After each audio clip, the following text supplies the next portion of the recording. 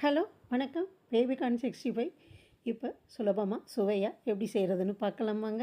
அதுக்கு 2 ஓரமும் கட் பண்ணி எடுத்துகிட்டு அதை 4ஆக கட் பண்ணிடுங்க. நீல வாக்கில் கட் பண்ணி நல்லா கொதிக்கிற தண்ணியில் ஒரு உப்பு போட்டு 5 நிமிஷம் போட்டு எடுத்து ஒரு பாத்திரத்தில் தண்ணியை வடிச்சிட்டு வச்சுருங்க. நம்ம இப்போ 65 மசாலா தயாரிக்க கார்ன்ஃப்ளவர் மாவு, அரிசி மாவு, மைதா மாவு 3 ஒவ்வொரு ஸ்பூன் எடுத்துக்கோங்க. ஒரு மூடி லெமன் அதில் பிழிஞ்சிருங்க.